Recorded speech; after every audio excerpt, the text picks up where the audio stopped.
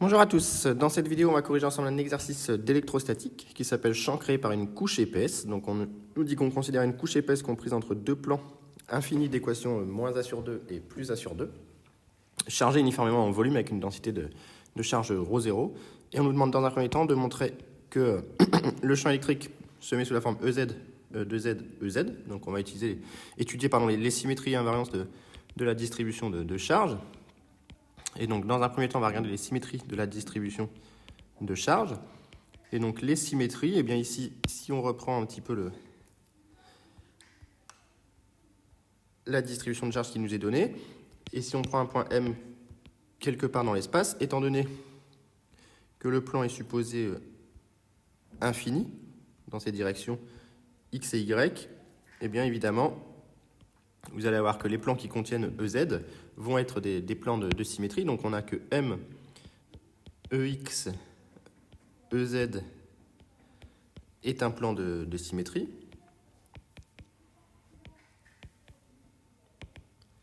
Et vous avez que M, EY, EZ est aussi un plan de symétrie. Donc ici, EY, c'est le vecteur qui part dans la feuille. Si on dessinait la base ici, EX, EY, EZ, eh bien vous avez ces deux plans MEXZ et MEYZ qui sont des plans de symétrie. Donc E de M appartient à l'intersection de ces plans, si je les appelle pi1 et pi2. Et donc on en déduit que E de M est égal à EZ de XYZ selon EZ. On a, par plan de symétrie, éliminé deux directions possibles du champ E. Et ensuite, on va étudier les invariances de la distribution de charge.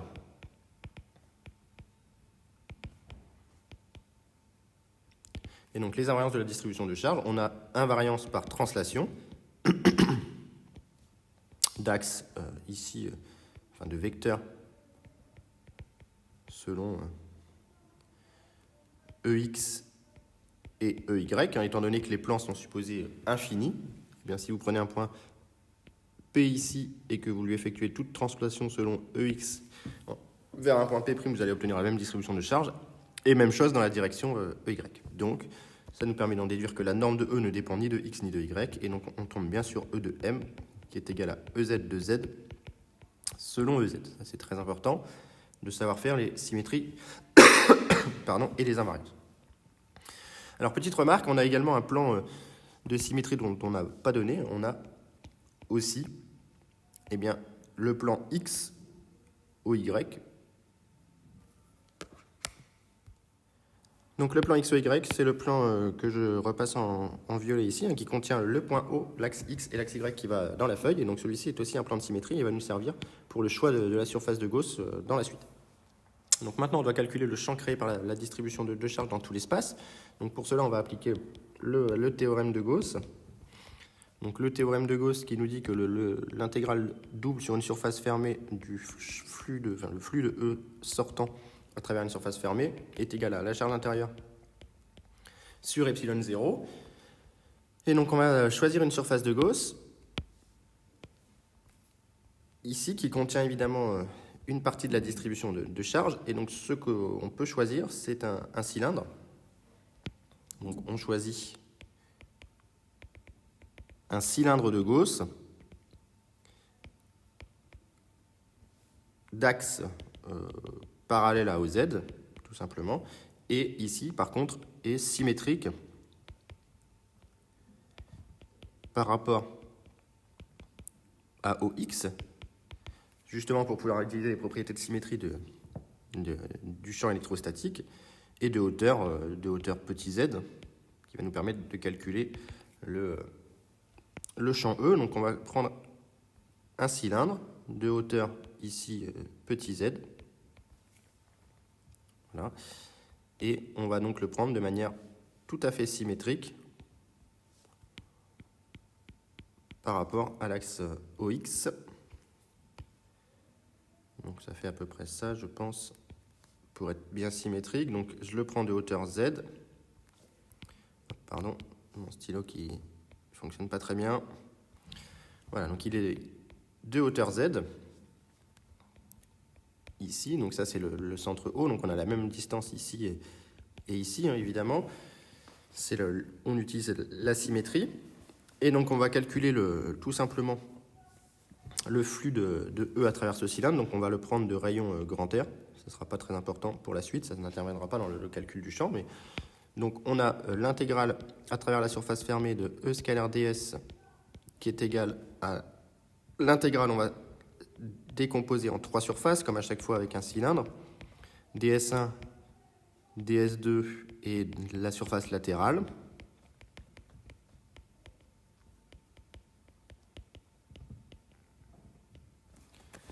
Donc la surface latérale, on va prendre un point M ici sur la surface latérale avec ds lat. Ici, on va prendre un point M avec ds1 et ici un point M3 hein,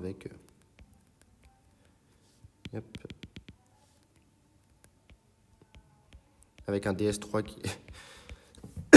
qui est sortant.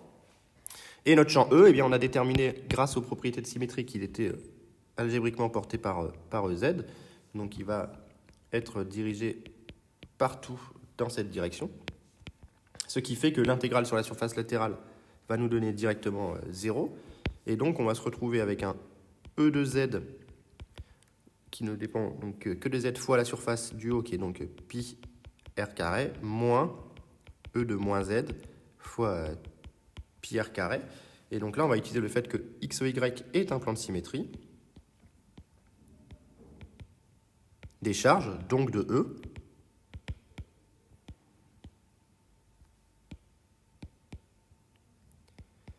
Et donc la conséquence directe, c'est que E de Z est égal à moins E de moins Z. Comme c'est un plan de symétrie, si je prends le champ E ici, il va être dans ce sens en dessous. Et donc en termes de composante algébrique, on a E de Z égale moins E de moins Z. Et donc on en déduit que l'intégrale sur la surface fermée de E scalaire ds est égale à 2 E de Z fois pi r carré ici. Donc ça, c'est pour le flux. Maintenant, il faut calculer la charge intérieure. Et pour calculer la charge intérieure, il faut justement faire une disjonction de K. Donc on a une disjonction de K. Selon que Z soit plus grand que A ou que Z soit plus petit que A. Puisque si Z est plus grand que A, on n'aura pas la même situation. Donc je vais reprendre ma distribution de charge ici. Voilà.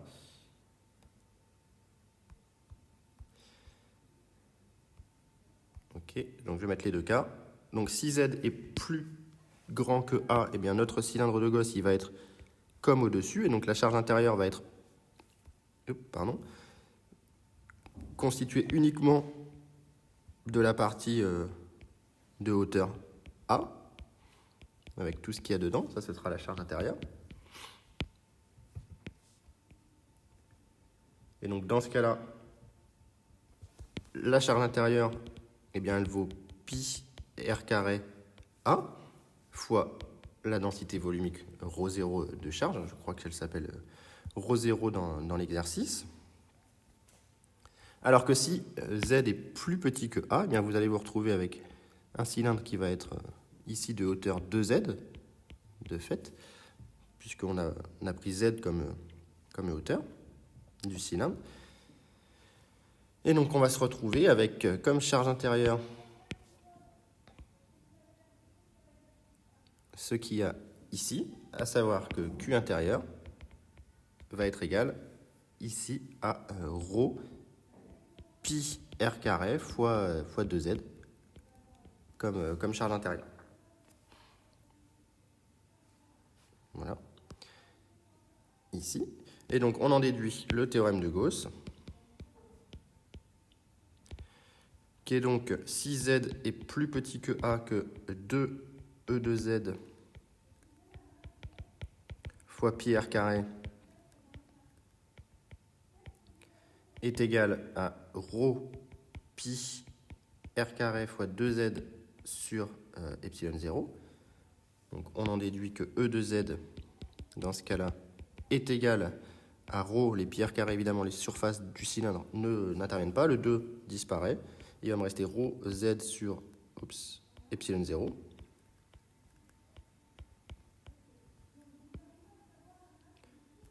Et si Z est plus grand que A, on se retrouve avec 2 fois E de Z fois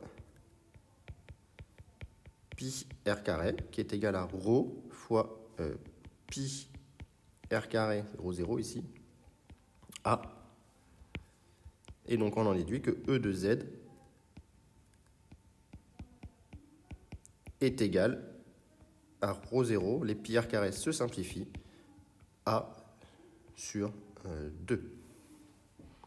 Epsilon 0. J'ai oublié le epsilon 0 ici. Pardon. Et donc on a déterminé partout dans l'espace le champ électrostatique E de Z avec le sens qui va dépendre si Z est positif ou si Z est négatif. Donc on nous demande ensuite dans la question suivante de dire ce que vaut le champ dans le plan X ou Y. Eh bien en Z égale 0. On a que E de Z égale 0 est égal à 0. Et donc on nous demande de commenter. Bah, c'est simple, on a l'intersection de 3 plans de symétrie, qui sont X au Z, X au Y et Y au Z. C'est cohérent, car 3 intersections de 3 plans de symétrie, à savoir X au Y, X au Z et Y au Z. Et donc en toute dernière question, on me demande de représenter le graphe. Et donc cette fois-ci, on va comparer à ce qui s'est passé dans le cours. Donc E de Z en fonction de Z. Donc on a différentes choses à discuter. On a A sur 2 ici. On a moins A sur 2. Donc on a que pour Z plus grand que A, c'était A sur 2 en fait, ici, plutôt que A. Et Z plus grand que A sur 2, qui est plutôt que A. A, c'est la hauteur du cylindre. Z, c'est ce que j'ai pris comme côte. Donc c'est A sur 2 ici qui intervient. Donc pour Z plus grand que A sur 2, on a bien vu que le champ E de Z valait ρ 0 A sur 2 epsilon 0, ce qui est quelque chose de constant. Et donc par symétrie, E de Z en Z égale moins A sur 2 va valoir moins, c'est à partir d'ici, moins ρ 0 A sur 2 epsilon 0. Le champ vaut 0 en 0, et ensuite le champ est affine et continue, puisque si vous prenez l'autre expression de E de Z, on a bien ρ 0 A sur 2 epsilon 0. Et donc on a cette fois-ci continuité, on a gommé la discontinuité.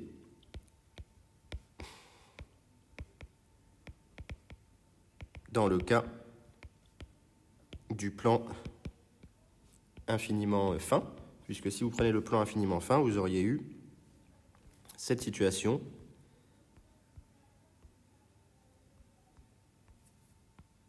avec la discontinuité due à la traversée de la surface chargée. Donc voilà pour cet exercice assez intéressant sur le plan épais. Donc j'espère que la manière dont on a déterminé le champ électrique était claire. Et s'il y a des questions, mettez-les en commentaire.